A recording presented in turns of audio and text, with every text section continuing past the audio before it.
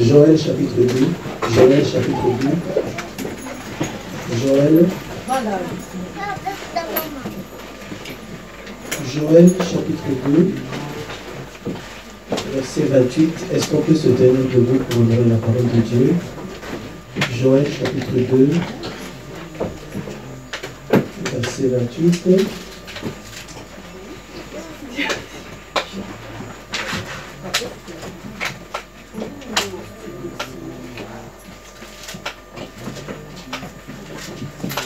Je lis la parole de Dieu. La Bible dit, tout le monde dit, Joël chapitre 2, verset 28. Après cela, je répandrai mon esprit sur toute chair. Vos fils et vos filles prophétiseront, vos vieillards auront des songes, et vos jeunes gens des visions. Je lis encore. Après cela, je répandrai mon esprit sur toute chair. Vos fils et vos filles prophétiseront, vos vieillards auront des songes, et vos jeunes gens des visions. Amen.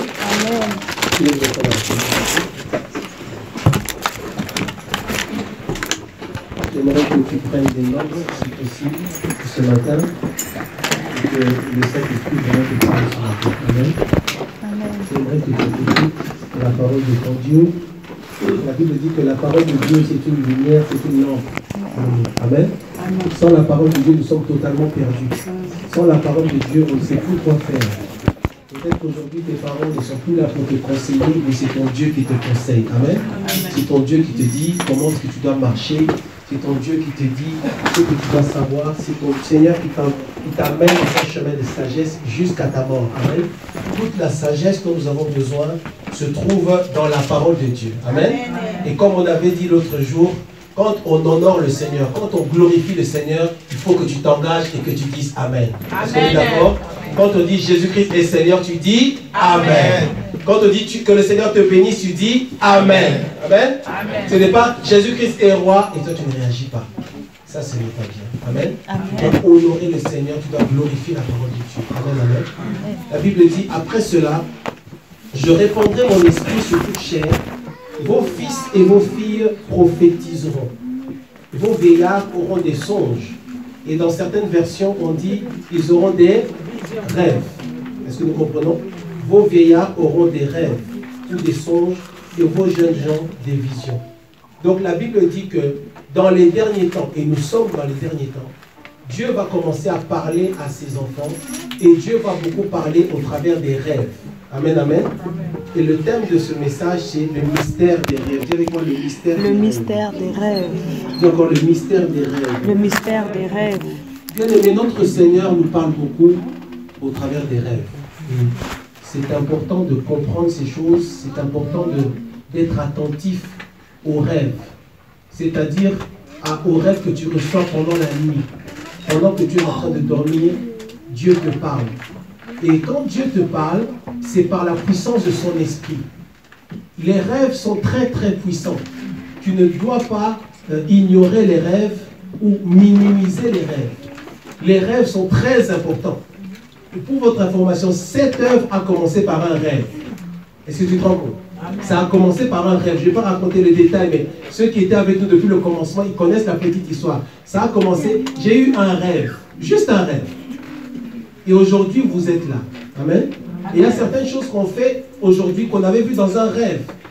Donc les rêves ne sont pas anodins, les rêves sont très puissants. Tu dois faire attention à tes rêves. Et aujourd'hui, par la grâce de Dieu, je voudrais vous parler des rêves parce que ça vient du Saint-Esprit. Amen, amen. Les rêves te montrent qui tu es. Les rêves te montrent ce que tu es. Les rêves te montrent ce qu'on te fait. Les rêves te montrent ce qu'on veut te faire. Les rêves te montrent ce qu'on veut que tu deviennes. Les rêves te montrent ce qu'on veut que tu fasses. Et ça, c'est soit du côté de Dieu, soit du côté du diable. Les rêves sont, en fait, le Seigneur te montre, le Seigneur permet que tu vois ce qui est prévu, voilà, ce qu'on te prépare, ce qui t'est préparé, et ça t'est révélé dans les rêves. C'est pourquoi un enfant de Dieu doit faire très très attention avec les rêves. Et aujourd'hui, je vais plus m'axer en fait sur les rêves négatifs, pour que les enfants de Dieu puissent savoir comment est-ce qu'ils doivent faire quand il y a des rêves négatifs. On va d'abord établir un tout petit peu les bases. Prenons Job chapitre 33. Job chapitre 33. Job chapitre 33. Job chapitre 33, à partir du verset 14.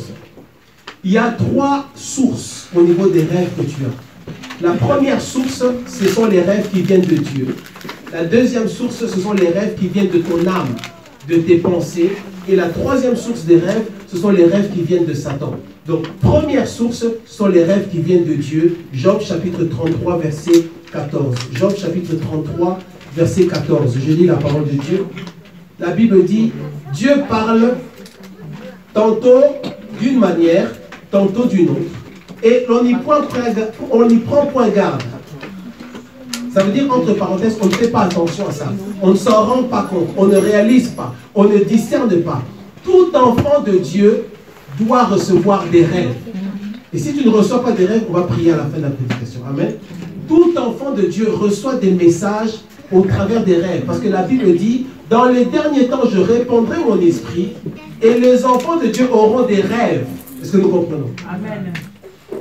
Job 33, 14. Dieu parle tantôt, cependant, tantôt d'une manière, tantôt d'une autre, et on n'y prend point garde. Il parle par des songes et par des visions nocturnes. La vision nocturne, c'est le rêve. Quand les hommes sont livrés à un profond sommeil, quand tu dors profondément. Tu sais, quand tu dors et que même si on te frappe, tu ne sens rien. Quand tu dors, que tu ronfles, que tu n'entends même pas que tu es en train de ronfler. Mais ceux qui sont à côté de toi, ils savent. Tu es dans le profond sommeil. La Bible dit, quand les hommes sont livrés à un profond sommeil, quand ils sont endormis sur leur couche, regarde le mystère qui se passe. Alors, ça veut dire Dieu, il leur donne des avertissements. Il met le sceau à ses instructions, afin de détourner l'homme du mal, de le préserver de l'orgueil, afin de garantir son âme de la fosse et sa vie des coups du glaive. Donc tu vois, la Bible dit que quand l'homme dort, vraiment quand il est profondément endormi, la Bible dit que Dieu vient lui parler. Dieu envoie un rêve. Et le rêve a un objectif. C'est ça qu'il faut que tu comprennes. Et c'est pour ça que tu ne peux pas négliger tes rêves. Il y a un objectif. Il y a un but.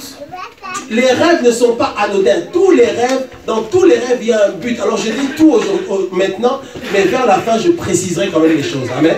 Mais les rêves ont un objectif. Tu vois que dans ce verset, on dit que, verset 16, il leur donne, ça veut dire Dieu, il leur donne des instructions et met le sceau, il leur donne des avertissements et met le sceau à ses instructions. Donc, quels sont les objectifs du rêve qui vient de Dieu? Première chose, l'avertissement. Dieu te montre quelque chose, Dieu t'avertit. Dieu t'avertit. Ce n'est pas ton père ou tes voisins qui t'avertissent. Ton Dieu t'avertit par un rêve. Et ça, c'est vraiment extraordinaire. Moi, j'aime ça. Dieu te montre déjà quelque chose. Regarde. Regarde ce qui est en train d'arriver. Regarde ce qu'on est en train de faire. Regarde ce qui se passe. Regarde ce qui risque de te surprendre. Première chose, c'est l'avertissement. Deuxième type de rêve qui vient de Dieu, l'instruction. Dieu t'apprend quelque chose. Dieu te donne une instruction. Fais ceci, fais cela. Dieu te montre quelque chose. L'instruction. Troisième chose, tu vois, verset 17, ça commence par « afin de ». Quand on dit « afin de », ça veut dire qu'il y a un objectif. Ça veut dire quoi? Dans les rêves que tu reçois, il y a un objectif. Il y a quelque chose, tu ne reçois pas le rêve pour rien, tu reçois le rêve pour que tu fasses quelque chose. Tu reçois le rêve pour que tu évites quelque chose, ou tu reçois le rêve pour que quelque chose puisse se passer. Les rêves que tu reçois sont quelque chose de mystérieux et tu ne peux pas négliger tes rêves et il y a quelque chose à faire avec ça. Tu vois, première chose, c'est l'avertissement. Deuxième, l'instruction. Troisième, afin de détourner l'homme du mal. Dieu te montre quelque chose pour que tu n'ailles pas vers le mal. Après, il dit, et de te préserver de l'orgueil. Parce que souvent dans nos vies, dans certaines saisons, on a l'impression que tout va bien. Tu es tellement content d'avoir eu ce boulot, tu es tellement content d'avoir eu tes papiers, tu es dans la joie. Et quand on dit l'orgueil, c'est une espèce d'insouciance. Tu te dis que tout va bien. Dieu va te montrer quelque chose. Pour que tu sortes de cet orgueil-là, tu sortes de cette assurance-là, tu sors de ce calme que tu as et que tu saches qu'il y a des choses qui doivent se faire spirituellement. Quel est le principe? Quel est le principe? Dans le rêve, il y a toujours quelque chose qui est fait. Dans le rêve, il y a toujours quelque chose qui est déclenché. Dans le rêve, il y a toujours quelque chose qui est semé. C'est ça le principe du rêve. Dans le rêve, ce n'est pas par hasard que tu as ce rêve-là. Si tu as un rêve, sache qu'il y a quelque chose qui a été fait. Et tu dois comprendre un principe très important dans le spirituel. Les choses commencent toujours dans l'invisible. Les choses commencent toujours dans le spirituel. Tout ce que tu vois dans le naturel est une conséquence de certaines dispositions qui sont prises dans le spirituel. Prenons l'exemple de la terre. Tu es là, Dieu a créé la terre, tu vis sur la terre, tu marches sur terre. Mais tout a commencé par la création de Dieu. Quand Dieu a créé la terre, il n'y avait rien, il n'y avait personne. Dieu l'a d'abord dit dans l'invisible, Dieu a parlé. Il a dit que la lumière soit. La lumière n'était pas apparue, mais Dieu a parlé. Donc ça a commencé dans l'invisible et c'est venu dans le visible. La Bible dit que notre Dieu appelle les choses qui ne sont pas comme si elles sont. Donc les choses qu'on ne voit pas, Dieu déclenche quelque chose et elles viennent. Donc ça commence dans l'invisible. Est-ce que quelqu'un me suit ce matin? Amen. L'avertissement, l'instruction, verset 17, afin de détourner l'homme du mal et de le préserver de l'orgueil. Ensuite, verset 18, afin de garantir son âme. Tout ça, c'est dans le rêve. Afin de garantir son âme de la fausse. Bien-aimé, Dieu t'envoie un rêve pour garantir ton âme. Bien-aimé, tu te rends compte, ton âme, c'est ta vie. La fausse, c'est la mort. Donc, Dieu t'envoie un rêve pour que tu ne meurs pas. Est-ce que tu comprends l'importance des rêves? Dieu peut t'envoyer un rêve et c'est ce rêve-là qui va te sauver. C'est ce rêve-là qui va te sauver. Pourquoi? Parce que tu vas faire quelque chose ou tu ne vas pas faire quelque chose. Dieu te montre. Tu te prépares à voyager. Et comme tu es un enfant qui prie le Seigneur, comme tu es un homme de prière, une femme de prière, et ça on le verra vers la fin, comment faire pour que les rêves soient abondants, comment faire pour que le Seigneur te révèle des choses. Tu es bien aimé dans le Seigneur, tu te prépares à voyager, Dieu te donne un flash. Dieu te montre quelque chose par rapport à ce voyage-là. Et tu prends tes dispositions. Est-ce que nous comprenons? Souvent avant les convocations solennelles, Dieu permet un flash. Dieu parfois il permet que je vois quelque chose. Je vous avais dit avant la convocation de maman Julie, vous savez, j'avais dit que j'avais vu un flash et c'était très fort. Donc j'avais seulement vu qu'elle était venue avec, il y avait 2-3 femmes qui l'accompagnaient.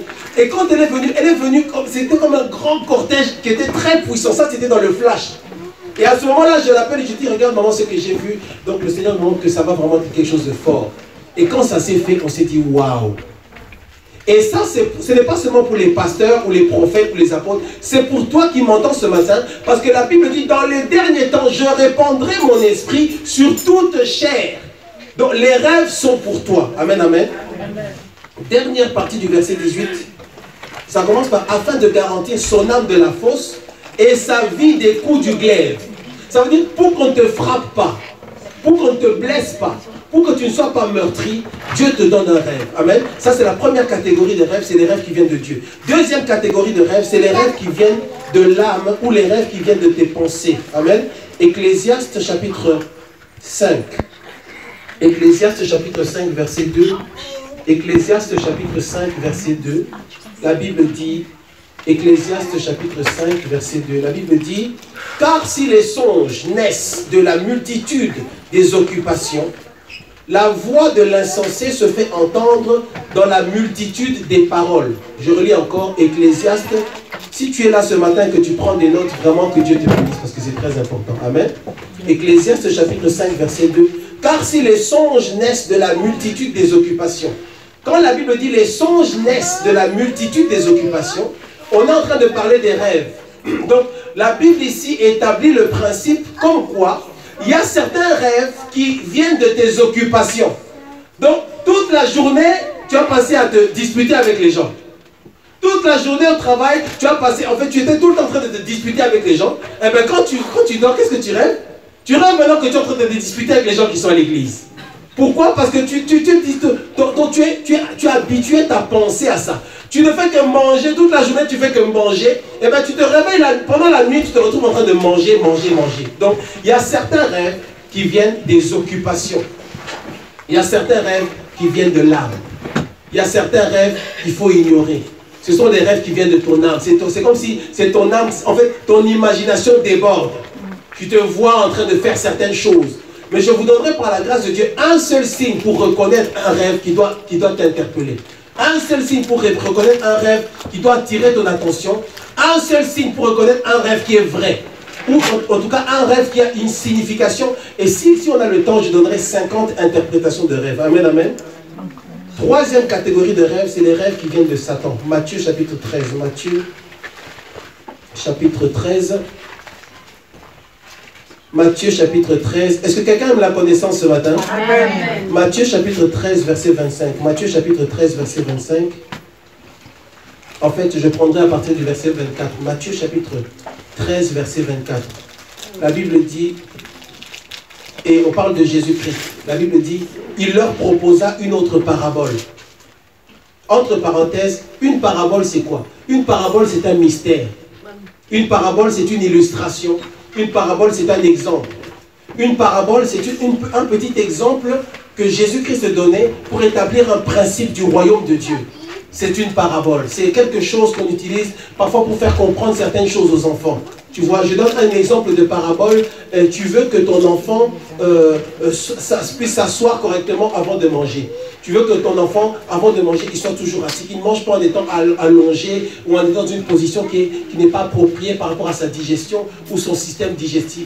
Tu vas donner à ton enfant une parabole afin seulement de le motiver. Qu'est-ce que tu vas lui dire par exemple? Tu lui dis que, tu sais, si tu manges en étant allongé, tu ne seras pas fort dans ta vie. Si tu manges en étant allongé et qu'on vient te surprendre ou tes copains viennent t'agresser ou quoi que ce soit, tu ne pourras pas réagir, tu ne seras pas fort. La réaction de cet enfant-là, ce sera quoi? De se dire, ben, dorénavant, moi je ne mangerai pas en étant allongé. Parce que papa a dit que si je mange en étant allongé, eh ben, je ne serai pas fort.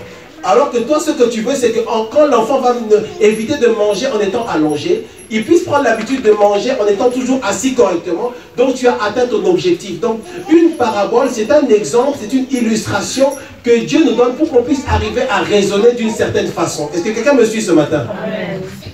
La Bible dit, il leur proposa une autre parabole. Et il dit, le royaume des cieux est semblable à un homme qui a semé une bonne semence dans son champ.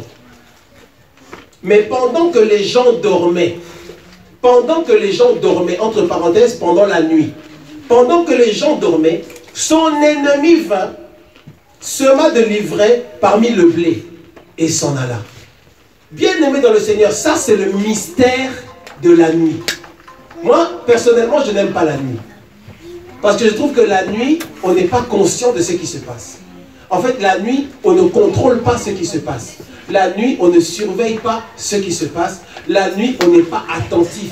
La nuit, en général, le monde dort. C'est pour ça que je n'aime pas la nuit. Alors que pendant la journée, c'est vrai, les mauvais esprits, l'ennemi travaille aussi la journée, mais c'est différent. La nuit, tu n'es pas conscient. Tu es vulnérable, tu es faible. On peut t'agresser pendant la nuit, on peut facilement t'approcher au niveau de ton corps, au niveau de ton âme ou au niveau de ton esprit. C'est pour ça qu'il ne faut pas négliger ce qui se passe pendant la nuit. Je peux même aller jusqu'à dire que ta vie dépend en fait de ce qui se passe pendant la nuit. Est-ce que nous comprenons? Parce que même quand Dieu a révélé Ève, la Bible dit que Adam était plongé dans un profond sommeil. Donc c'était pendant qu'il était inconscient que des choses étaient en train de se passer. Est-ce que vous êtes avec moi ce matin? La Bible dit, mais pendant que les gens dormaient, son ennemi, c'est ça le problème de la nuit, son ennemi vint pendant que les gens dormaient. Il sema de l'ivraie parmi le blé et s'en alla. Ça veut dire quoi? Pendant la nuit, pendant que tu dors, le principe spirituel que Jésus-Christ nous apprend, c'est quoi? Un ennemi vient pendant la nuit, il sème quelque chose. Il sème quelque chose, un rêve. Il sème quelque chose dans ton rêve. Et dans ce rêve-là, ce qu'il a semé dans ton rêve-là est en train de sceller ou de déclencher une alliance. Il sème quelque chose, il sème l'ivraie. Verset 26, lorsque l'herbe eut poussé, ça c'est la conséquence, tu vois, l'herbe pousse et ça c'est la conséquence de ce qui s'est passé pendant la nuit, pendant que les gens dormaient. La Bible dit, lorsque l'herbe eut poussé et donné du fruit, l'ivraie parut aussi. Les serviteurs du maître de la maison vinrent lui dire, Seigneur, n'as-tu pas semé une bonne semence dans ton champ? D'où vient donc qu'il y a de l'ivraie? Il y a certaines personnes qui se posent la question, mais comment ça se fait qu'il y a ceci dans ma vie? Comment ça se fait qu'il y a ceci dans ma vie? Comment ça se fait qu'il y a cela dans ma vie? Je regarde un peu qu'est-ce qui se passe, qu'est-ce qui s'est passé pendant la nuit. Qu'est-ce qui se passe pendant la nuit, pendant que tu dors? Verset 28, il leur répondit, c'est un ennemi qui a fait cela. Et les serviteurs lui dirent, veux-tu que nous allions l'arracher? Donc regardons ensemble ici vraiment le verset 28. Il leur répondit, c'est un ennemi qui a fait cela. Donc le principe c'est quoi? L'ennemi a fait ça pendant la nuit. L'ennemi a fait ça pendant que les gens dormaient. Principe spirituel, l'ennemi travaille. Et c'est pour ça que je dis que je n'aime pas la nuit, parce que pendant que tu dors là, Satan lui dort pas. Lui il travaille. En fait, il attend que tu ailles dormir. Il y a des gens, Satan attend seulement que... Et toi-même tu sais que l'ennemi attend seulement que j'aille dormir. Aujourd'hui, dès que je vais me coucher, il y a quelque chose qui va se passer. Il attend que tu dormes. Tu peux rencontrer quelqu'un pendant la journée, toujours bien habillé, toujours bien parfumé, toujours vraiment... Donc vraiment tu vois que c'est quelqu'un qui est vraiment dans son bon sens. Mais pendant la nuit, il est tourmenté. Et ça, il faut faire très attention à ces choses-là. La Bible dit, il leur répondit, c'est un ennemi qui a fait cela. Et les serviteurs lui dirent, veux-tu que nous allions l'arracher? Les serviteurs ont dit, veux-tu que nous allions l'arracher? Quel est le principe spirituel? Le principe spirituel, c'est que quand quelque chose s'est fait pendant la nuit, il y a quelque chose à faire après. Les serviteurs ont posé la question, veux-tu que nous allons l'arracher? Donc ça veut dire, veux-tu qu'on aille arracher ce qui a été fait pendant la nuit? Veux-tu que nous allions arracher ce qui a été semé pendant la nuit? Donc qu'est-ce que tu dois retenir? Quand tu as eu un mauvais rêve, quand Satan est intervenu, et c'est ça la troisième dimension, la troisième catégorie de rêve, c'est les rêves qui viennent de l'ennemi. Après le rêve, juste après le rêve, pas un mois après, pas 2 mois après, juste après le rêve, il y a quelque chose à faire pour arracher ce qui a été semé dans ton rêve. Est-ce que nous comprenons? Dieu a parlé à beaucoup de gens dans la Bible au travers des rêves. Et Dieu a... Est-ce qu'on peut calmer les enfants? Et Dieu a parlé, par exemple, à Salomon. La Bible dit que Dieu est allé visiter Salomon. Bien aimé, dis à ton voisin, ne néglige pas les rêves. Ne néglige pas les rêves. Dieu dit à Salomon, demande-moi ce que tu veux. Et je te le donnerai. C'était dans un rêve. 1 Roi chapitre 3 versets 5 à 15, pour ceux qui prennent des notes. Dieu dit à Salomon, demande-moi ce que tu veux. Et dans le rêve, Salomon dit que je sois rempli de sagesse, tout ça. Bien aimé, la Bible dit que Dieu lui a donné ce qu'il voulait par rapport à la conversation qu'il avait eue avec Dieu dans le rêve. La Bible nous parle d'Abimélec. Genèse chapitre 20 verset 3 à 7. Ça a commencé dans un rêve. Genèse. J'ai dit Genève, hein? Genèse. Amen. Genèse chapitre 20. Ça, je vais le dire rapidement. Genèse chapitre 20, verset 3. Genèse chapitre 20, verset 3. Rapidement, la petite histoire. Abraham partit de là pour la contrée du Midi. Il s'établit entre Kadès et Chour et fit un séjour à Guérar. Genèse chapitre 20, verset 2. Abraham disait de Sarah, sa femme, c'est ma sœur. Abimélec, roi de Guérar, fit enlever Sarah. Donc, la Bible dit que dans cette histoire, Abraham est arrivé avec sa femme. C'était sa femme, n'est-ce pas? Sarah. Mais Abraham a dit à tout le monde que ce n'était pas sa femme, il dit que c'était sa sœur. Or, le roi Abimélec, grand impudique et païen, quand il a vu Sarah, son cœur a commencé à boum, boum, boum, boum, boum. Il a dit, il faut que je puisse avoir Sarah. La Bible dit que, regarde verset 3, alors, tu regardes maintenant. Donc le roi décide de prendre la femme d'Abraham. Verset 3, alors Dieu apparut en songe à Abimélec pendant la nuit. Et lui dit, voici tu vas mourir. Je dis que le rêve, ça te montre ce qui se prépare, ça te montre ce qui risque d'arriver, ça te montre, c'est pour que tu n'ailles pas dans la fosse, c'est pour que tu ne sois pas frappé par le glaive. Dieu dit à Abimélec, voici tu vas mourir à cause de la femme que tu as enlevée, car elle a un mari. Est-ce que nous comprenons? Et Dieu a parlé à beaucoup de gens comme ça dans les rêves. Ta vie, je crois que je peux le dire, ta vie en fait dépend de ce qui se passe dans tes rêves. C'est à ce point-là que tu dois considérer les rêves que tu as. Ta vie dépend de ce qui se passe dans les rêves, parce que dans les rêves, et tu dois en avoir, tes yeux doivent être ouverts, Dieu doit te montrer, ou Dieu doit permettre que tu vois certaines choses. Il y a des gens, Satan leur a fermé les yeux pour qu'ils ne voient ni ce qui vient de Dieu, ni ce que Satan lui-même fait. Et tu dois refuser que tes yeux soient fermés. Amen. Amen. Dieu a parlé en rêve à Jacob, à Laban, à Joseph, à Pharaon. Vous connaissez l'histoire de Pharaon? Dieu lui a parlé. Dieu a parlé à Nebuchadnezzar, à Daniel, aux sages, les mages qui sont allés rencontrer Jésus. Dieu a parlé à beaucoup de gens dans les rêves. Et juste après ces rêves-là, il y avait une conséquence. Donc, ce n'était pas des rêves anodins, ce n'était pas des rêves inutiles, il y avait une conséquence à cela. Amen, amen. Amen. Les rêves te donnent un accès spécial. Ça, vraiment, c'est important si tu écris. Les rêves te donnent un accès spécial pour contrôler ce que tu veux dans ta vie et ce que tu ne veux pas. Les rêves te donnent un accès spécial. Les rêves te permettent d'avoir un pouvoir de décider de ce que tu acceptes dans ta vie ou de ce que tu refuses dans ta vie. Pourquoi? Parce que quand pendant la nuit, la Bible dit que les gens dormaient, l'ennemi est venu semer de livrets. Les gens, quand ils ont vu ceux qui sortaient, qu'ils ont vu qu'il y a des livrets, ils ont posé la question, veux-tu que nous allions arracher cela? Donc ça veut dire que quand quelque chose est semé dans ta vie pendant les rêves, quand quelque chose est semé en toi pendant les rêves, tu dois décider d'aller arracher. Quand tu décides d'aller arracher ce qui a été fait dans le rêve, ça veut dire que tu as décidé de ne pas laisser ce qui a été fait dans le rêve se manifester dans ta vie. Est-ce que quelqu'un a bien compris? Amen. Donc tu décides que, puisque cette chose est mauvaise, cette chose qui a été semée en moi est mauvaise, je décide maintenant que je ne veux pas que cette chose se manifeste dans ma vie. Donc, on doit l'arracher.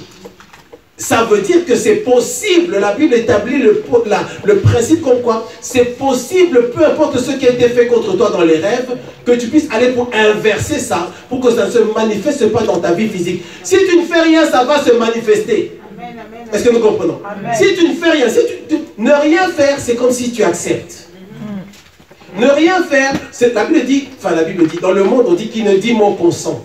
Donc si tu ne réagis pas, c'est que pour toi, ça t'est égal. En fait, dans le rêve, on te propose quelque chose. Et même avec Dieu aussi. Quand ce sont des rêves qui viennent de Dieu, dans le rêve, Dieu te propose quelque chose. Dieu te montre en train de prier pour les malades. Dieu te propose.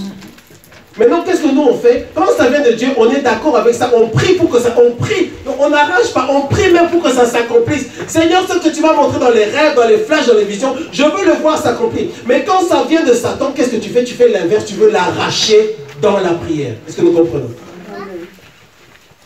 Les rêves te donnent un accès. Les rêves te permettent de choisir ce que tu veux et ce que tu ne veux pas. Bien aimé, quand tu as un mauvais rêve, tu dois te lever le lendemain matin et prier contre ça. Amen, amen, parce que quand tu as un mauvais rêve, qu'est-ce qui se passe en réalité? On vient déposer quelque chose en toi, ou bien on vient enlever quelque chose qui est en toi. On vient changer quelque chose en mal. On va voir quelques exemples. Amen. Donc quand tu reçois un rêve, qu'est-ce que tu dois faire? Tu dois comprendre le rêve. Tu dois discerner le rêve. Tu dois prier. Tu dois comprendre. Qu'est-ce que ce rêve veut dire? Tu dois discerner. Quel est le symbole? Savoir comprendre les symboles. On va voir 50 rêves si le Seigneur nous permet pour comprendre les symboles qu'il y a dans les rêves. Et tu dois maintenant prier pour que ça ne s'accomplisse pas quand c'est un rêve qui vient de l'ennemi. Amen. Amen. Je disais que les rêves te montrent ce que tu es. Les rêves te montrent tes combats. Le rêve te montre ce qu'on veut te faire. Le rêve te montre ce qu'on veut te donner. Le rêve te montre ce qu'on veut que tu deviennes. Le rêve te montre ce qui se prépare. Et parfois, ce sont des rêves qui sont effrayants. Parfois, ce sont des rêves qui sont... En fait, les rêves, ce sont les idées de l'ennemi. Il te propose, j'aimerais bien que tu sois malade. Et si tu tombais malade? Et tu te vois malade dans le rêve. Ou tu te vois en train de pleurer amèrement. Le rêve te montre ce que l'ennemi voudrait faire. En fait, et parfois, le rêve te montre le mensonge de l'ennemi. Parce qu'il y a certains rêves, c'est un mensonge. Il y a des gens, ils ont fait des rêves, donc ils ont rêvé vraiment du décès de leur mère. Or qu'elle était encore là, la dame. Donc le lendemain, la sœur se réveille en pleurant, Parce que dans le rêve, elle a vu qu'elle pleurait vraiment. C'est un mensonge de l'ennemi. Quand c'est comme ça, tu refuses cela dans le rêve. Tu prends un temps de jeûne pour empêcher que ça s'accomplisse. Est-ce que nous comprenons? Bien aimé, l'ennemi, il vient avec de mauvaises idées. On ne donne que ce qu'on a. Comme lui, il est rempli de mal, il vient avec ses mauvaises idées. Si tu le laisses faire, il va te le donner. On va voir ensemble quelques interprétations ou 50 rêves qui sont... Alors, les exemples que je vais donner sont des exemples qu'il faut creuser. Amen. Mais ce sont quand même des symboles qui sont très courants. Et en général, ça concerne ces choses-là. Si tu as ces rêves-là, fais attention et lève-toi dans le prière. Il y en a 50, donc je vais aller assez rapidement. Tu rêves que tu es pieds nus. Pieds nus, dans le rêve, pieds nus. Ce n'est pas une bonne chose. Ça montre que... Et le symbole, c'est quoi? Il n'y a pas de sécurité dans ta vie. Tu n'es pas protégé dans ta vie. Tu peux te blesser. N'importe quoi peut t'arriver. Tu dois te lever dans la prière. Ce n'est pas normal que tu rêves que tu es pieds nus. J'espère que quelqu'un va compter parce que dans ma liste, je n'ai pas numéroté. Deuxième chose, tu rêves que tu es dans une maison qui n'est pas achevée, une maison inachevée. Tu es dans un immeuble qui est inachevé. Tu es dans un endroit où tu vois qu'en fait, on a commencé à construire et puis la construction s'est arrêtée. Il y a des gens qui rêvent ça. Quand tu rêves ça, ça montre l'état de ta vie, ça montre l'état de ta destinée, comme quoi ta destinée n'est pas achevée. Je dis que le rêve, ça te montre ce que tu es. Le rêve te montre ton état spirituel. Le rêve te montre, Dieu permet que tu vois ce que tu es pour que tu prennes une décision par rapport à ça. Tu rêves que tu es dans un immeuble inachevé, dont ton dessein ou ton destin n'est pas achevé. Ça risque de rester comme ça si tu ne te lèves pas. Tu rêves que tu es dans ton ancienne école, une école où tu étais peut-être à la maternelle ou à l'école primaire ou élémentaire, ce que tu veux. Tu rêves de quelque chose d'ancien, une ancienne maison familiale dans laquelle tu as vécu pendant 15 ans, à Cotonou, à Brazzaville, je ne sais pas. Tu te rêves dans cette maison-là, tu te rêves dans l'ancienne maison familiale. Donc ça veut dire que par rapport au temps, tu te vois dans le passé. Ça veut dire quoi? C'est un esprit de rétrogradation. C'est pour que tu... En fait, c'est comme si on dit, toi, on a arrêté ta vie là-bas. Donc toi, tu dois retourner là-bas. Toi, tu dois... Donc ta vie est encore au rythme. Tu es en 2020, mais en réalité, tu es encore spirituellement comme tu étais en 1981. Donc c'est un retour dans le passé. Bien aimé, tu dois rêver des choses qui concernent 2020. Tu dois rêver des choses qui concernent 2021, 2030. Pourquoi est-ce que tu dois te voir dans une maison dans laquelle tu étais en 1975? Pourquoi est-ce que tu dois te voir dans une maison dans laquelle tu étais il y a 20 ans? Ça, ce sont des rêves qui mettent en évidence une décision dans le monde des ténèbres pour t'amener dans la rétrogradation. Tu vois des masques, ou tu vois des gens avec des masques. Tu vois des gens qui te suivent avec des masques. Ça veut dire que tu ne vois pas leur visage. Donc tu vois des gens tu discutes avec des gens, ou tu te trouves au milieu des gens qui ont des masques. Ça veut dire que ce sont des gens, tu ne peux pas voir leur visage. Tu ne peux pas voir leur identité. Pourquoi? Parce que ce sont des esprits ancestraux. Ce sont des esprits ancestraux. Ce sont des esprits qui ont commencé depuis très très très longtemps. Les gens qui ont collaboré avec ces esprits-là, ce sont des gens qui sont tes ancêtres, qui sont morts depuis très longtemps. Maintenant, toi, tu vois seulement les masques, tu vois les images. Donc, c'est quelque chose qui te suit, où tu rêves qu'on est en train de te dire quelque chose qui a l'air important et qui est négatif, mais tu ne vois pas le visage de la personne qui te dit ça. Ce sont les poursuites qui viennent de ta famille. Ce sont des esprits ancestraux. Ce sont des esprits lointains qui ont commencé dans ta famille depuis très longtemps. Tu ne peux même pas voir leur visage. Et tu vois seulement, soit tu vois un masque, soit tu vois qu'il y a la personne. Le rêve, c'est vraiment bizarre. Tu vois la personne, mais tu ne vois pas son visage. Tu vois la personne, mais son visage est voilé ou il est caché. Ça veut dire que c'est quelque chose de caché spirituellement. C'est quelque chose de lointain spirituellement et en général. Alors attention, par rapport à tout ce que je dis là, ce ne sont pas des définitions définitives ou arrêtées des rêves. Est-ce que nous comprenons? Ce sont des pistes de recherche. Ce sont des choses, il faut discerner, il faut peser toutes choses. Et dans la prière, Dieu va révéler les choses. Pourquoi est-ce qu'on dit toutes ces choses-là? Parce que tu dois participer à ta délivrance. Et comment est-ce que tu participes à ta délivrance? Tu participes par ta délivrance, par ta réaction par rapport aux rêves que tu as dans ta vie. Tu décides de prier contre ça. Amen, amen. Tu vois des masques. Ça, c'est une marque de pouvoir ancestral. Bien aimé, le pouvoir ancestral, c'est un pouvoir qui est terrible. Le pouvoir ancestral, c'est un pouvoir, soit le pouvoir te tue, soit c'est toi qui le tues. Quand je dis c'est toi qui le tues, ça veut dire que c'est toi qui auras la victoire. Le pouvoir ancestral, c'est le pouvoir qui a troublé tes parents, qui a troublé tes arrière-grands-parents, qui a troublé tes arrière-arrière-arrière-grands-parents que tu ne rencontreras jamais. C'est ça le pouvoir ancestral. Le pouvoir ancestral est un pouvoir qui est très puissant. Tu dois te lever et ce pouvoir-là peut... L'effet de ce pouvoir-là sur ta vie peut s'arrêter à cause du sang de Jésus-Christ. Amen, amen.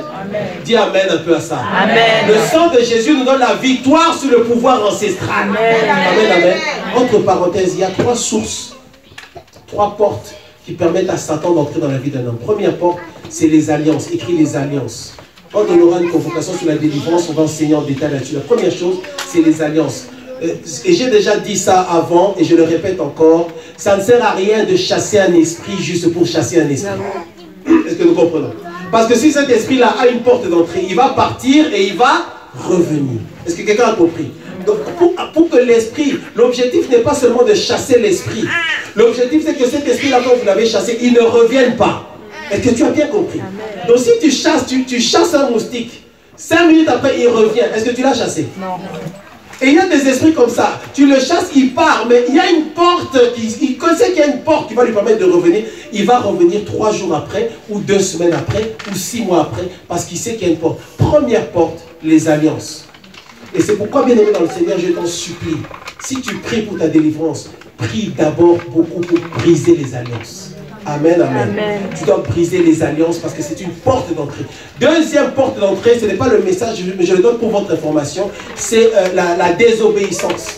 La désobéissance. C'est là que la Bible dit, j'ai mis devant toi la vie et la mort, choisis la vie. C'est là que dans Deutéronome, la Bible dit que quand tu obéiras, si tu obéis à la voix de l'Éternel ton Dieu, pour mettre en pratique tout ce que je te prescris, voici les bénédictions qui viendront sur toi, qui te poursuivront. Et juste après, il y a une longue liste où on dit, mais si tu désobéis à la voix de l'Éternel ton Dieu, et que tu ne mets pas en pratique ce qu'il t'a dit, voici les malédictions qui t'accompagneront. Ça veut dire quoi? La deuxième porte d'entrée, quand tu marches dans la désobéissance, tu attires Satan dans ta vie. Allô?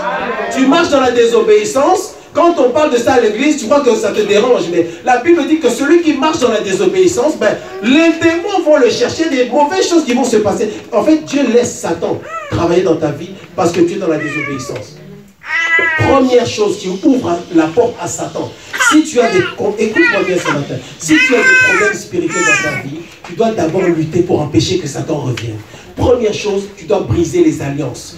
Deuxième chose, tu dois entrer dans l'obéissance, parce que si tu es dans la désobéissance, les démons descendent dans ta vie et travaillent librement. Troisième porte d'entrée pour les démons, c'est l'ignorance. Écris l'ignorance. C'est là que la Bible dit, mon peuple meurt faute de connaissance. Donc ça veut dire que si tu n'as pas la connaissance, tu meurs.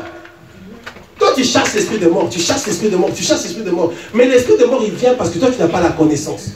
Tu ne connais pas tes droits. Tu ne sais pas ce que tu dois faire. Tu ne sais pas ce que tu ne dois pas faire. Quand Satan est venu attaquer Jésus, Jésus a répondu, il est écrit. Maintenant, toi, le il est écrit, connaissance, révélation de la parole de Dieu, toi, tu ne l'as pas.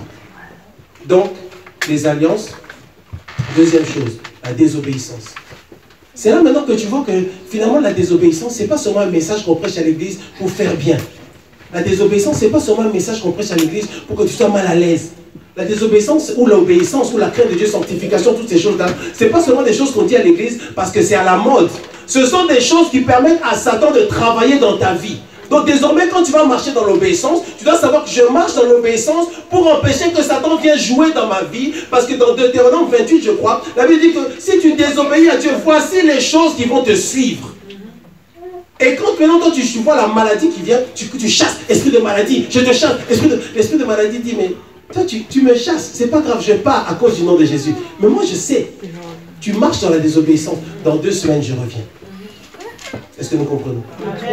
Tu rêves que tu es dans des toilettes, tu rêves que tu es dans un endroit sale, tu rêves que tu es dans un endroit où il y a des excréments par terre, tu rêves que tu es dans la saleté. Ça, c'est clair, c'est un rêve qui met en évidence la souillure. Dieu te montre, tu es souillé, tu as intérêt à aller te sanctifier. Tu es dans la souillure, tu es dans la saleté, tu es dans le péché. Et Dieu permet que tu vois ça pour que tu réagisses. Tu ne peux pas rêver que tu as des excréments sur toi. Même dans le rêve, là, tu sentais même que ça sentait mauvais. Amen, amen. Tu rêves ça, tu dois te purifier. Tu rêves que tu es en train de manger une nourriture qui est très amère. Tu es en train de manger une nourriture très très amère. Dans ton rêve, ce que tu mangeais n'était pas bon du tout. Dans ton rêve, ce que tu mangeais, en fait, même dans ta bouche, tu as senti ce mauvais goût-là. Ça montre quoi? C'est l'amertume. L'ennemi veut que ta vie devienne comme ça. Il veut que ta vie soit par rapport au rêve que ta vie puisse ressembler à ce que tu as vu. Il veut mettre l'amertume ou quelque chose d'amer dans ta vie. Que ta vie soit quelque chose d'amer. Tu rêves que tu es dans un tribunal. Comme si on est en train de te juger. Ça veut dire quoi? Ça veut dire que dans le monde des ténèbres, il y a un jugement contre toi. Dans le monde des ténèbres, on t'a réclamé. Il y a des décisions qui ont été prises contre toi dans le monde des ténèbres. Donc c'est comme si les gens se sont mis autour de toi. Ou bien tu rêves qu'il y a des gens qui sont... C'est comme s'il y a une... Voilà. Tu rêves qu'il y a une réunion. C'est comme s'il y a des gens qui ont une réunion. Et en fait, tu sais bien dans le rêve là qu'on est en train de parler de toi. Ça montre que dans le monde des ténèbres, il y a des gens qui ont pris une décision de détruire ta vie. Ils sont en train de décider de mauvaises choses sur toi. Ils sont en train de décréter, ils sont en train de prendre des décrets. Ils sont en train de décider des choses contre ta vie. Amen, amen. Tu rêves que tu es nu, tu te vois nu dans le rêve. Ça, ce sont des rêves incroyables. Tu te vois nu dans le rêve. Mais pourquoi est-ce que tu dois te voir nu dans le rêve? Humiliation. Tu vois que ce qu'on veut faire dans ta vie, on veut que tu sois humilié. On veut que tu te retrouves devant les gens en étant dans une vie d'humiliation. Mais l'ennemi parfois peut troubler la vie des enfants de Dieu d'une manière incroyable. L'ennemi peut créer des choses pour que tu sois dans l'humiliation. Satan aime ça. Quand tu seras humilié et quand les chrétiens charnels vont se moquer de toi, Satan lui il est content. Parce que tu es humilié. Il aime humilier les enfants de Dieu. Afin que toi-même un jour peut-être tu puisses finalement renier le Seigneur et dire en tout cas si Dieu a permis ça dans ma vie, c'est que vraiment Dieu n'existe pas ou Dieu ne m'aime pas. L'humiliation. Tu rêves que tu vois des animaux sataniques ou des animaux impurs. Tu vois des animaux dans le rêve. Des animaux, ça veut dire que ces choses-là sont en train de parler contre toi. Il n'y a aucun endroit où on dit que le Seigneur a utilisé vraiment des animaux pour que ce soit la bénédiction de quelqu'un. Est-ce que nous comprenons? Des animaux. Sauf seulement l'image de l'agneau de Dieu. Amen. Donc tu rêves d'un animal. Pourquoi est-ce que tu dois rêver d'un éléphant? Pourquoi est-ce que tu dois rêver d'un singe? Pourquoi est-ce que tu dois rêver de, je ne sais pas moi, d'un léopard? Donc tu rêves qu'il y a un léopard qui te regarde. Tu dis, monsieur le léopard, qu'est-ce que vous cherchez dans ma vie? Donc ce n'est pas normal. Est-ce que nous comprenons? Tu rêves qu'il y a des gens inconnus, des gens que tu ne connais pas, qui sont en train de te parler. Des amis inconnus. Dans le rêve, ce sont des amis. Ils paraissent comme des connaissances ou des relations à toi, mais tu ne les connais pas. Ça encore, on est en train de parler contre toi. On est en train de décider des choses contre toi.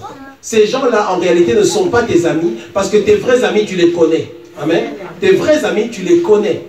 Tu vois des gens que tu ne connais pas. Tu vois maintenant, toutes ces choses-là que je dis, je le répète encore, ce ne sont pas des définitions comment dire, garanties à 100%. Ce sont des pistes que tu dois dire, tu dois mettre ça en prière et tu dois chercher et le Seigneur va te révéler plus précisément ce que c'est. Amen. Qui a des rêves qu'il ne comprend pas souvent dans la vie? Qui reçoit des rêves mystérieux? Voilà. Alors écoute bien ce qu'on dit ce matin. Tu rêves que tu es en train de nager. Tu rêves que tu nages. Tu te vois dans l'eau, en train de nager. Ça, je suis sûr, vous savez ce que c'est. L'esprit des eaux. Tu te vois en train de nager dans une piscine, dans un océan, mais toi, tu te vois en train de nager. Ce n'est pas normal. Ça montre que, en fait, ça te montre là où est ton esprit, ou ça te montre ce qui influence ton esprit, ou ça te montre la puissance qui est en train de travailler dans ta vie. Tu rêves que tu es en train de nager. Tu rêves que tu montes une montagne. Tu montes une montagne, et puis à un moment donné, tu tombes. Tu escalades une montagne, ou tu montes une montagne, et puis à un moment donné, tu tombes. Ça veut dire quoi? Il y a quelque chose qui veut te faire tomber. Il y a quelque chose qui veut que tu n'atteignes pas le but que tu veux atteindre. Il y a quelque chose qui veut t'empêcher d'arriver là où Dieu veut que tu puisses arriver. Amen, amen. Amen. Dans le rêve, tu vois que tu te drogues. Ou tu vois que tu es en train de fumer. Dans le rêve, tu te drogues, tu te fumes ou tu bois. Dans le rêve, tu es ivre. C'est la débauche. n'est-ce pas?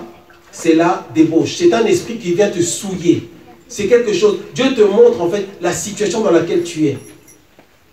Dans le rêve, on t'injecte quelque chose. On t'injecte quelque chose avec une seringue. Ça, c'est un rêve qui est très dangereux, mon frère, ma soeur. Tu as ce rêve-là, tu dois te lever dans la prière. Tu vois qu'on est en train de t'injecter quelque chose. Et vraiment, c'est vraiment incroyable. Je vous assure, ces choses-là que je vous dis là, malheureusement, je sais de quoi je parle. On t'injecte avec une seringue. Tu dis, mais comment est-ce que je... Et Dieu va permettre que tu puisses voir ça pour que ça attire ton attention. Parce qu'avant de te coucher, tu n'as pas pensé à des seringues ou à quoi que ce soit. Mais tu rêves, tu vois clairement qu'on t'injecte quelque chose. C'est-à-dire, ce qui était dans la seringue est entré en toi. Ça, c'est la maladie. On veut lancer sur toi une maladie. On veut t'injecter quelque chose dans ton corps pour que ça puisse déclencher une maladie. Mais tu dois faire attention parce que cette maladie-là, ça se trouve, elle ne va pas être déclenchée tout de suite. Il y a des maladies qu'on peut t'envoyer spirituellement. Ça va être déclenché après. Ça ne va commencer que dans 6 mois ou dans 5 ans. Mais ça a commencé d'abord parce qu'on t'a injecté quelque chose. Quand je parle de maladie, ça peut être une maladie physique. Ça peut aussi être une maladie spirituelle. Est-ce que nous comprenons? Ça atteint ta vie de prière. Ça trouble ta vie. Tu es paralysé. Ça t'a anesthésié. On t'a injecté quelque chose. Tu rêves que tu as beaucoup de cheveux. Beaucoup de cheveux dans le rêve. Et quelqu'un vient et rase tes cheveux. Quelqu'un vient te couper les cheveux. Ou quelqu'un vient te raser les cheveux. Les cheveux dans la Bible, c'est le symbole de la gloire, de la dignité, de l'élévation. Amen. C'est là où on met la couronne. Maintenant, toi tu rêves que ce que tu avais là, tes cheveux, là, quelqu'un vient et les rase. Tu te retrouves comment dans le rêve? Ça, c'est pas normal. Tu te retrouves tendu comme un œuf. Ce n'est pas normal. C'est-à-dire qu'on est en train, on veut t'arracher ta gloire. On veut t'arracher ce qui fait ta beauté. On veut t'arracher ce qui amène la beauté dans ta vie. Amen. Tous ces rêves-là que je cite, mon frère, ma soeur, c'est pour ton information. Quand tu as ce genre de rêve, lève-toi dans la prière et arrache ça et réclame que tu refuses que ces choses-là s'accomplissent dans ta vie. Amen. Tu dois vérifier, est-ce que ce rêve est conforme à la parole de Dieu? Où est le verset qui dit qu'on doit venir me couper les cheveux? Où est le verset qui dit qu'on doit venir enlever ma gloire? Et quand tu vois ça, tu prends les versets qui sont contraires à ton rêve et tu réclames l'accomplissement de ces versets dans ta vie. Amen, amen. Tu rêves que tu vois du sang. Tu vois du sang, tu vois beaucoup de sang. Ou tu vois du sang quelque part. Ça, c'est un signe, c'est un indice qui est clair par rapport à une alliance. Le sang. En tout cas, quelque chose de mauvais. Pourquoi est-ce que tu dois rêver et tu dois voir du sang? Alors là, je n'ai pas fini la liste, mais je vais en profiter pour vous dire maintenant. Comment est-ce que tu vas faire pour savoir que c'est un rêve qui est vrai? Ou disons, comment est-ce que tu vas faire pour savoir que c'est un rêve que tu dois prendre au sérieux? Que ça vienne de Dieu ou même que ça vienne de l'ennemi. Qu'est-ce qui va faire que tu saches que vraiment ça c'est un rêve auquel je dois faire attention? Il y a un seul indice. C'est quoi l'indice? C'est que tu verras que ce rêve-là va revenir souvent. Ce rêve-là va revenir souvent. Ce sera soit exactement le même rêve, soit ce sera quelque chose qui va dans le même sens. Est-ce que nous comprenons? Tu vois que tu rêves que tu as un rapport sexuel dans le rêve. Tu sais que ça, c'est quelque chose qui concerne l'impudicité, qui concerne l'esprit des eaux, qui concerne le mariage spirituel, quelque chose qui met en évidence une relation avec un esprit des eaux, mari de nuit, femme de nuit. Tu sais que c'est là. Donc ce ne sera pas forcément toujours le rapport intime. Ça peut être que tu te vois dans l'eau, ça peut être que tu te vois en train d'embrasser, juste de faire un câlin à quelqu'un, ça te voit que tu vois en train de flirter avec quelqu'un. Ce sont des images qui montrent qu'il y a quelque chose d'impur là-dedans et ça met en évidence une alliance. Surtout le rêve où il y a le rapport intime, je t'assure, quand tu as ça, tu dois combattre dans la prière. Le rêve où tu rêves que tu vois un serpent. Le serpent, c'est l'animal le plus maléfique dans le monde des ténèbres. C'est le symbole le plus, le plus clair. Quand Dieu a voulu révéler l'image de Satan dans la Bible dit qu'il est venu comme un serpent. Donc tu rêves d'un serpent. En réalité, d'ailleurs, on va réfléchir comme ça. Si tu rêves d'un serpent, tu dois seulement commencer à regarder ta vie. Regarde, commence seulement à observer ta vie. Tu vas voir que tu as des choses sérieuses qui se passent dans ta vie. Peut-être que tu ne t'en rends pas compte. Dieu permet que tu vois ça. Parce que ça symbolise le mal. Ça montre vraiment ce qui est mauvais. C'est vraiment une image. Sorcellerie, magie, tout ce que tu veux. Mais en tout cas, ça montre que l'ennemi s'est levé pour détruire ta vie. Est-ce que quelqu'un m'entend ce matin? Amen. Mais nous avons la victoire à cause du nom de Jésus-Christ, et c'est là que tu dis Amen. Nous avons la victoire avec le sang de Jésus-Christ. La Bible dit, ils l'ont vaincu à cause du sang de l'agneau. Donc à cause du sang de Jésus-Christ, nous avons la victoire. Dis, j'ai la victoire. Dis, j'ai la victoire. Dis, mais je t'annonce, tous les combats que tu vois aujourd'hui, il y a des gens qui ont eu ce combat-là avant toi. Et Dieu les a délivrés. Dieu les a libérés. Et Dieu ne ment pas. Amen, amen. Tu rêves de bébé. Tu vois des bébés, un bébé. Peut-être que c'est un an par rapport au passé. Peut-être que tu as avorté dans le passé et que pour nos sœurs, tu n'as pas réglé ce problème-là avec Dieu. Ou bien alors, ça peut être que tu as des enfants spirituels. Alors la doctrine des enfants spirituels ou la pensée des enfants spirituels, que tu l'acceptes ou que tu ne l'acceptes pas, sache que ça existe. Les enfants spirituels.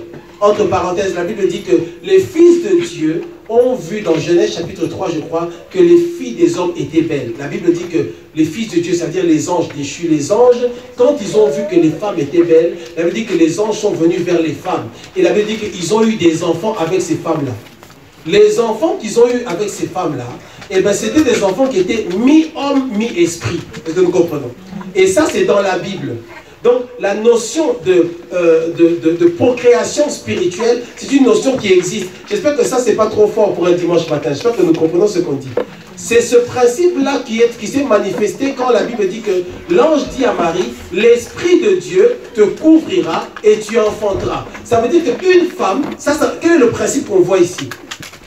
Ça veut dire qu'une femme peut donner naissance à un enfant sans qu'il y ait une intervention d'un homme.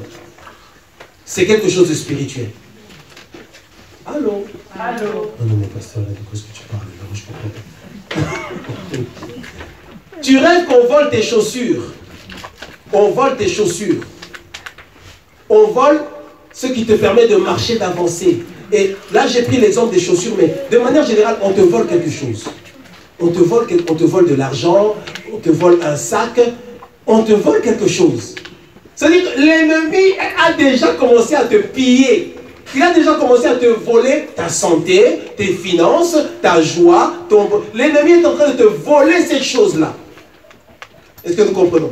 Tu rêves que tu te vois dans la rue en train de mendier. Tu te vois dans la rue, un malheureux en train de chercher de l'aide. Dans la rue, tu es en train de demander de l'argent à tout le monde. Un esprit de pauvreté. On veut que tu deviennes comme ça. Bien aimé, Satan est méchant. C'est pourquoi il faut qu'on s'attache à Jésus-Christ. Satan, il veut que tu deviennes quelqu'un, ici en Europe, que tu circules dans les rues en train de demander de l'argent à tout le monde. Que tu deviennes clochard comme ça. Vraiment, que tu sois dans la bassesse. Ou alors tu rêves que tu portes des vêtements déchirés, des vêtements qui sont en lambeaux. Tu te vois dans un état de bassesse et d'abaissement. Tout ça, tu dois refuser ça au nom de Jésus. Dis avec moi, je refuse au nom de Jésus. Quand tu te lèves le matin, tu dois prendre 2 minutes pour faire l'inventaire de ce que tu as vu la nuit. Et je te donne un petit truc. Quand tu te lèves le matin, ne sors pas tout de suite comme ça. Descends pas tout de suite de ton lit. Est-ce que tu comprends bien? Parce que souvent, tu verras que, je ne sais pas comment ça se passe pour vous, mais souvent les rêves, ils arrivent vers la fin de la nuit. Donc juste avant que, souvent c'est juste avant que tu te réveilles, que tu es dans le rêve là, et puis paf, tu te réveilles. 6h30, 7h, je sais pas la vie. Et c'est là que tu ne faut pas que tu te lèves brusquement. Si tu te lèves brusquement, tu risques d'oublier le rêve. Et on priera aussi tout à l'heure pour ceux qui oublient. Est-ce qu'il y a des gens qui oublient leurs rêves ici? Tu rêves, mais tu ne sais pas ce que tu as vu. Ce n'est pas normal. Il y a quelque chose qui s'est passé, mais toi, tu ne vois pas ce qui s'est passé. Tu ne comprends pas. Mais tu sais que tu as vu quelque chose.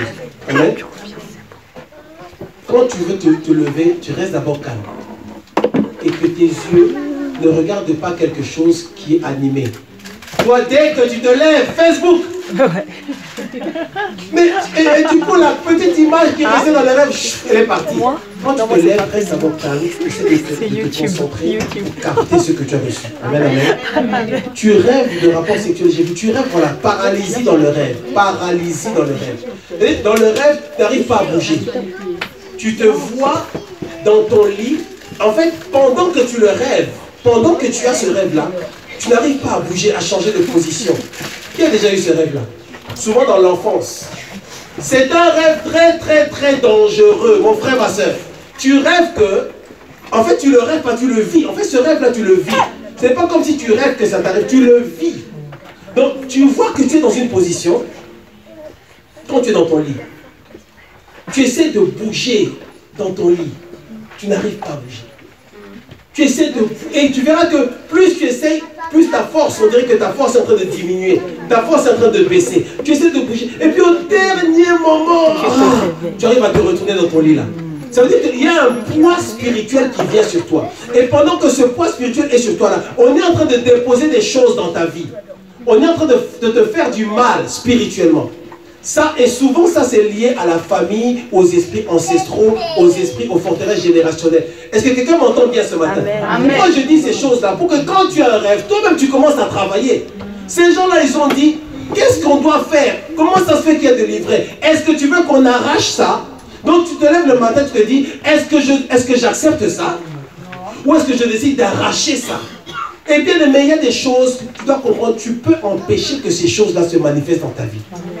La Bible dit, cela n'aura pas lieu, cela ne s'accomplira pas. Il y a des décisions qui sont prises dans le monde des ténèbres. Toi, tu décides de refuser ça. De la même manière qu'il y a des décisions qui sont prises par Dieu, tu décides de t'associer avec ça. Tu intercèdes, tu pries pour que ça s'accomplisse. Quand ça ne vient pas de Dieu, tu intercèdes, tu pries pour que ça ne s'accomplisse pas.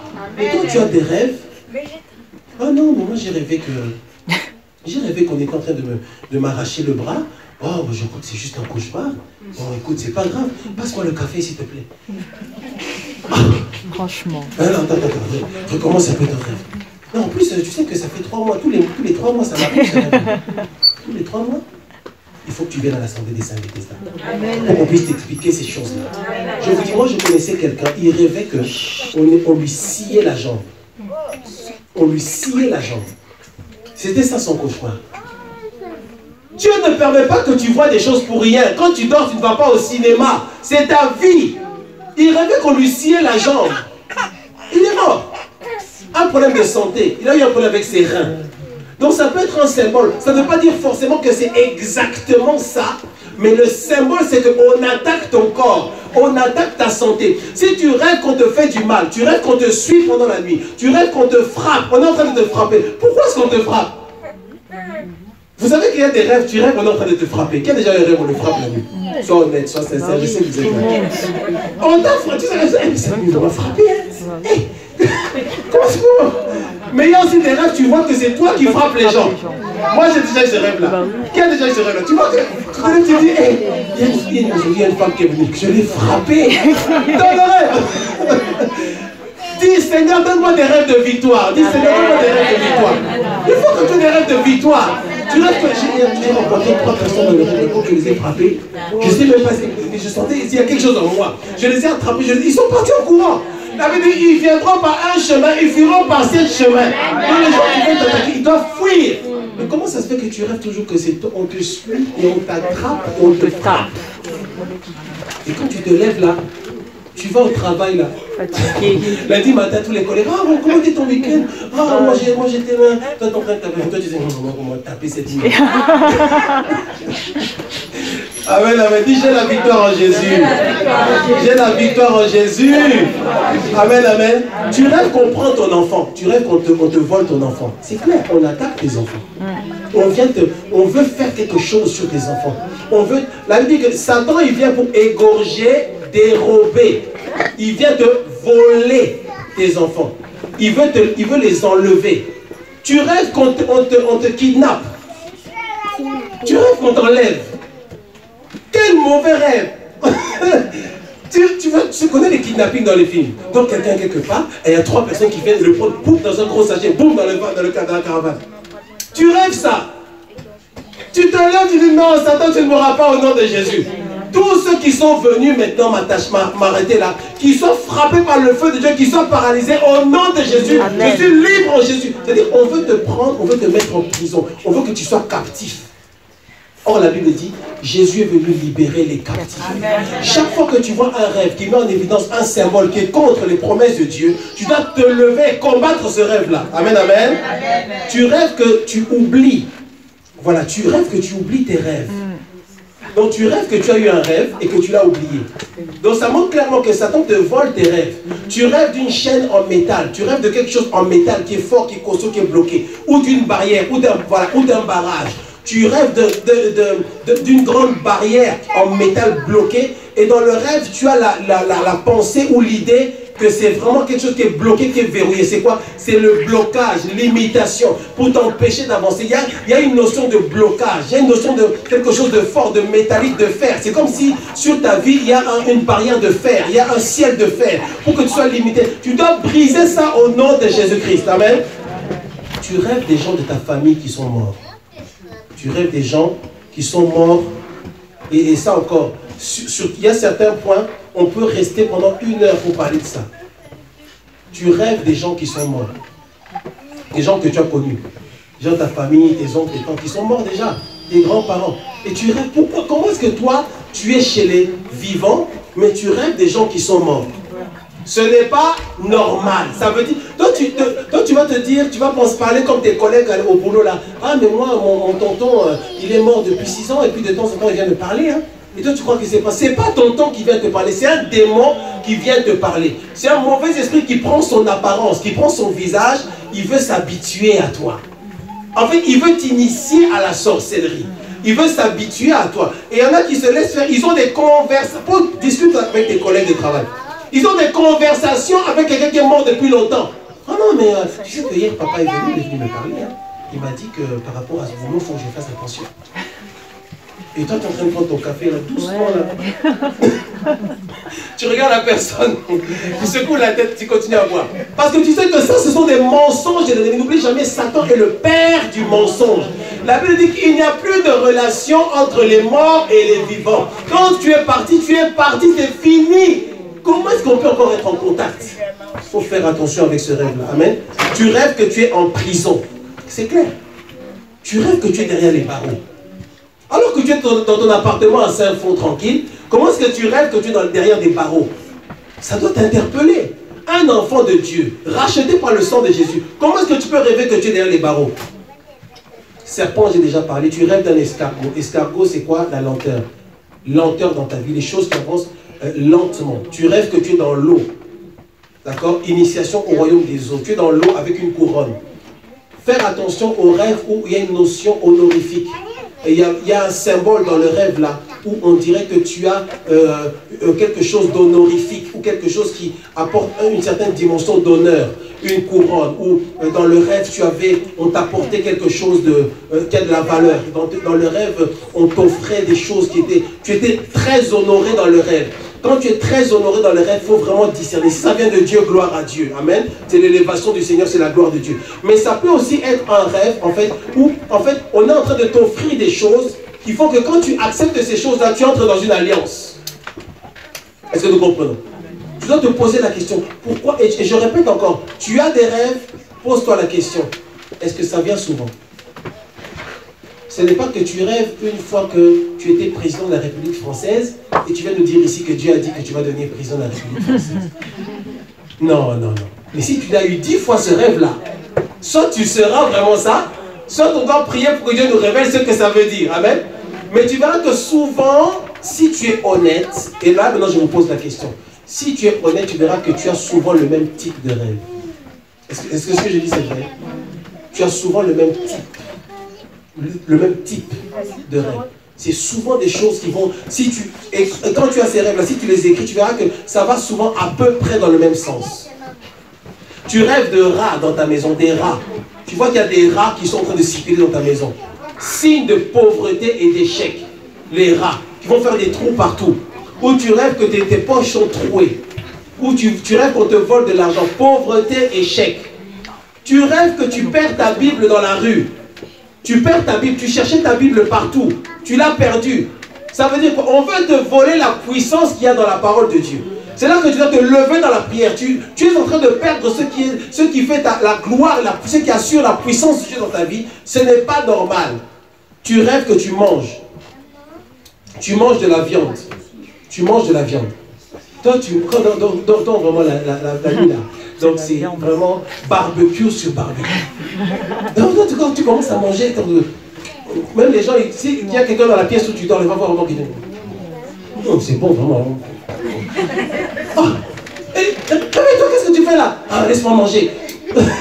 tu manges, ce n'est pas normal, c'est très dangereux. Allô? Ce n'est pas normal. Il y a des gens, pendant que j'ai eu ça, très sérieux. Comme s'il n'est pas là, mais la nuit, tu manges. Mais Jésus-Christ nous libère. Amen. Dis Jésus-Christ nous libère. On rigole, mais ça détruit les vies. On est en train de semer quelque chose en toi. On est en train parfois de t'initier.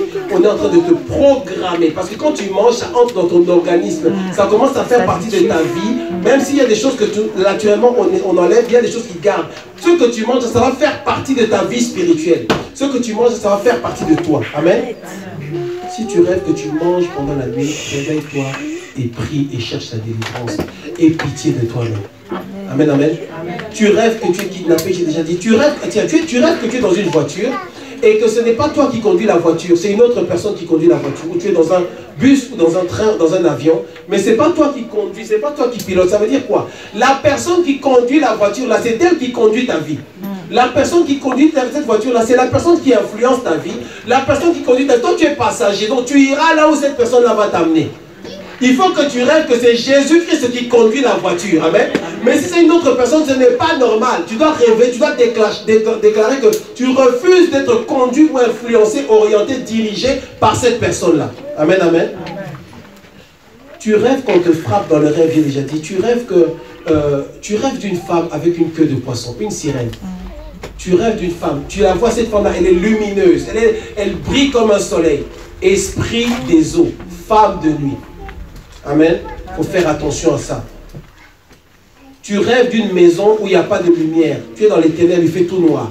Ça montre quoi? Dans ta vie, il y a les ténèbres. Tu es loin de Dieu. Tu dois chercher la face de Dieu. Tu dois commencer à entrer dans la prière. Il y a des rêves qui ne veulent pas forcément dire qu'on te fait du mal. Mais il y a des rêves qui veulent seulement te dire, cherche la face de Dieu. Il y a des rêves, en fait, Dieu sait comment il parle à ses enfants. Dieu n'a pas besoin de me donner toujours des rêves où tu te trouves dans X-Files. Tu es dans un rêve où c'est vraiment un film d'horreur. Parfois, Dieu te donne un petit flash seulement, juste assez pour que tu décides, ce que j'ai vu là, c'était pas vraiment bien. Je dois chercher la face de Dieu. Amen, amen. Normalement, si tu as le Saint-Esprit, et tu as le Saint-Esprit, Dieu doit te prévenir de certaines choses. Ça veut dire que, avant qu'il y ait un événement qui se passe, Dieu va faire que tu sens quelque chose dans ton esprit. Est-ce que nous comprenons? Moi souvent, je ne dis pas ça pour me vanter, je dis ça pour que vous puissiez vous-même avoir ça. Je crois que vous avez déjà ça, mais nous devons tous développer encore ça. Tu vas sentir, c'est comme si tu sens que il faut que il faut que rapidement je cherche la face de Dieu. Qui a déjà eu ça? Tu sens seulement, et là c'est même pas le rêve, ça je fais une parenthèse, tu sens que il faut que pendant un temps, je puisse chercher la face. Dieu sait qu'il va t'arriver des choses. Qu'il faut que si tu n'es pas connecté à moi, il y a une tempête qui va venir. Il y a des choses qui vont se passer. Si tu n'es pas connecté avec moi, tu vas t'envoler. Est-ce que nous comprenons? Et tu verras que c'est là que tu dois comprendre comment Dieu te parle. Tu verras que quelques temps après, il y a des choses qui se passent, des événements forts dans ta vie. Et c'est là que tu te rends compte, mais Dieu avait commencé à me montrer en fait. C'est pourquoi la Bible dit, Dieu parle tantôt d'une manière, tantôt d'une autre. Mais on y prend point garde. Dieu t'a déjà montré. Il y a certains d'entre nous ici, Dieu t'a déjà dit, cherche-moi. Mais tu ne le cherches pas. Bien souvent, c'est après seulement qu'on réagit. C'est quand tu vois que ça commence à chauffer, que tu réalises que, mais Dieu m'avait montré quand même. Est-ce que quelqu'un comprend? Quand tu vois quelque chose qui n'est pas clair, on te dit, mais cherche la face de Dieu. Tu rêves des chats qui te mordent. Les chats qui te mordent. Les chats, c'est le symbole des animaux qui sont dans la maison, des animaux familiers. C'est-à-dire que ce sont des esprits de sorcellerie qui sont dans la maison, qui font partie de ton foyer, qui font partie de ta famille, qui sont là, ils te mordent. Ou tu rêves qu'il y a des chiens qui te mordent. Les chiens qui te mordent, l'esprit de débauche, l'esprit de saleté. Les chiens qui te mordent, ils te mordent les jambes, ils te mordent ton derrière. Ça montre que c'est la débauche, c'est la saleté. Tu rêves que tu manges plein de choses, tu manges plein de... C'est pas forcément de la viande, tu es tout le temps en train de manger plein de choses. On est en train de t'ensorceler. On est en train d'établir un contact avec toi. Bien aimé, tu dois faire attention. Le rêve, normalement, c'est quelque chose, c'est une autoroute que Dieu doit emprunter pour parler aux hommes. pour déposer quelque chose dans la vie des hommes. Mais Satan, comme il est méchant, qu'est-ce qu'il fait? Il vient utiliser le même canal lui-même pour établir un contact. Bien aimé, ce que je te dis ce matin, c'est important. Dieu peut visiter ta vie dans le rêve et changer ta vie. Est-ce que nous comprenons? Dans le rêve, tu vois un rêve, Dieu te dit il y aura ça, ça, ça. Dès le lendemain, tu vois le déclenchement. Ça veut dire que dans le rêve aussi, quelque chose de mal peut se faire et ça va agir dans ta vie tout de suite. C'est là que tu dois te lever dans la prière. Amen, amen. Tu rêves que tu ne trouves jamais ton chemin. Tu te rêves, tu vois que tu es en train de chercher ton chemin. Tu es en train d'aller à gauche, à droite. Tu es comme un enfant qui est perdu. Ça veut dire que dans ta vie, là, tu es perdu. Tu dois chercher la face de Dieu. Tu dois être orienté par le Seigneur. Amen. Tu rêves que tu portes des vêtements traditionnels. Tu portes des vêtements qu'on met chez toi au village. Tu portes des vêtements qu'on ne met même plus aujourd'hui. Tu te vois avec des trucs en raffia, des trucs coutumés. Ça veut dire quoi? Ça veut dire que tu es lié à ces choses-là. Ou tu rêves d'un arbre, tu vois seulement un arbre, ou tu vois souvent un arbre. Et tu sais bien que cet arbre-là, c'était un arbre qui se trouvait dans la maison familiale là où tu as grandi. Ça montre quoi? Ta vie est consacrée quelque part. On t'a attaché à cet arbre-là. On t'a lié à cet arbre-là. On t'a offert à cet arbre-là. Ta vie est connectée à cet arbre-là. En fait, maintenant, je reviens encore. Chaque fois que tu vois que c'est toujours le même rêve ou le même type de rêve qui revient, il y a quelque chose. Il y a un seul signe. Il y a quelque chose. La Bible dit, invoque-moi, je te répondrai, je t'annoncerai les choses cachées, les choses que tu ne connais pas. Et bien ces choses-là, Dieu permet que tu puisses les voir dans les rêves. Tu rêves que tu accouches. Tu rêves que tu accouches. Dans les rêves, tu accouches. Mais ces enfants-là, ils vont où? Qui sont ces enfants-là? Combien d'enfants est-ce que tu as accouché dans les rêves là? Ce n'est pas normal. On doit se lever dans la prière. La Bible dit prier sans cesse. Tu avec moi, prier sans cesse. Tu dois être un homme et une femme de prière. Plus tu pries, plus ton esprit devient sensible pour capter les informations que Dieu t'envoie. Et ça, c'est une capacité que Dieu a donnée à tous ses enfants. Dans les derniers temps, je répondrai de mon esprit sur toute chair. Alors maintenant, il y a 3 problèmes et on va prier. On va s'arrêter dans 15 minutes. Le premier problème, c'est que beaucoup d'enfants de Dieu ne prient pas. Or, la Bible dit, priez sans cesse. Priez sans cesse. En quelque sorte, ça veut dire que chaque fois que vous pouvez prier, priez. Plus tu pries, plus tu es connecté à Dieu. Plus tu pries, plus le Seigneur peut entrer en toi. Plus tu pries, plus le Saint-Esprit peut habiter en toi. Plus tu pries, plus tu es connecté, tu es près de Dieu et Dieu peut te parler. Mais comment est-ce que tu veux que Dieu te parle si toi tu ne lui parles pas? Il dit, invoque-moi, je te répondrai. Donc ça doit commencer, c'est toi qui invoques Dieu et Dieu te répond. Mais si toi tu n'invoques pas Dieu, Dieu ne te parle pas non plus. Il dit, invoque-moi, je te répondrai. Qui veut que Dieu lui réponde? Est-ce que toi tu parles à Dieu? Combien de temps est-ce que tu parles à Dieu par jour? Tu veux que Dieu te dise beaucoup de choses, tu veux que Dieu te réponde, mais est-ce que tu passes du temps avec Dieu? Première chose, l'esprit de prière, la vie de prière. Enfant de Dieu de l'Assemblée des Saints de Bethesda, ce n'est pas seulement que les serviteurs de Dieu vont prier pour toi. Toi-même aussi, tu dois prier. Amen. Amen, amen. Amen. Dis, je dois prier. Je dois beaucoup prier. Tu ne dois pas seulement... tu vois, quand tu vas chez le féticheur, toi, tu fais rien. Tu viens juste avec ton petit coq, là, tu donnes ton coq qui fait ses trucs et tu pars. Mais avec Dieu, il veut que toi-même aussi, tu participes. Tu dois être un homme et une femme de prière bien aimé dans le Seigneur. Vous savez, j'aime bien donner ce témoignage. Moi, il y a longtemps, avec la sœur Dikila, quand on priait, souvent elle n'aime pas quand je dis ça. Quand on priait 10 minutes, 10 minutes, hein, on se mettait sur le fauteuil. Et on a prié. T'as vu la 10 minutes, hein, vraiment non. Ça c'est il y a longtemps. 10 minutes, on trouvait que c'était vraiment non. Waouh, en tout cas non, on est en train de monter. Mais 10 minutes c'est rien. Mais aujourd'hui, je prie 1 heure, 1h30 et je m'arrête juste parce que je suis fatigué. Mais je sais qu'il y a encore des choses que j'ai envie. Moi j'attends seulement dans 3-4 heures, je vais encore prier. Parce qu'aujourd'hui, plus le temps passe, écoute-moi bien, plus le temps passe, plus tu vois que la vie là, c'est pas une blague. Plus le temps passe, plus tu commences à voir que finalement, ça ne se passe pas comme toi tu avais prévu. plus le temps passe, tu commences à te rendre compte quand il y a des choses, je dois prier. Il y a des choses qui vont se passer dans ta vie qui vont t'obliger à prier le Seigneur. Il y a des événements, quand ça va se passer dans ta vie, toi-même tu vas chercher la face de Dieu. Il y a des choses, quand tu vois que ça commence à toucher tes enfants, ça va te pousser dans la prière. On va même plus toi-même, tu vas te mettre à genoux. Seigneur Jésus, si tu n'agis pas dans ce problème-là, personne ne va agir en ma faveur. Donc Seigneur, je vais te demander à toi, toi qui es le Seigneur de gloire, toi tu es capable d'intervenir dans mon problème, toi tu vas amener la solution à mon problème. La Bible dit, priez sans cesse. Où sont les enfants de Dieu qui prient le Seigneur? Tu te mets à genoux, tu parles à ton Dieu. Seigneur, je sais que dans cette affaire-là, je ne pourrai pas. Bien aimé, tu seras confronté à des choses qui vont te dépasser. Il y a des choses qui vont se passer. Et parfois, je crois que parfois Dieu permet ça. Parce qu'il y a certaines choses, si ça ne t'arrive pas, tu ne vas pas prier. Non, vous exagérez toujours les chrétiens. Là. Ah, tu t'en vas, laissez-les tout tranquilles. Mais quand tu auras un vrai problème, c'est pour certains d'entre vous là, il y a des choses, je regarde seulement, Seigneur, gloire à ton nom, on attend. Mais on sait que quand on va entendre que, il y a un problème. Là maintenant, tu vas dire que tu pries le Seigneur. Premier problème, les enfants de Dieu ne prient pas. Deuxième problème, les enfants de Dieu oublient leurs rêves. Tu vois des choses et tu les oublies. Moi, je n'aime pas oublier les rêves. Après, c'est comme si je me fâche contre moi. Je dis, pourquoi? Parfois, je reste même calme, j'essaie que ça revienne. On veut me parler, je dis, non. Amen, amen.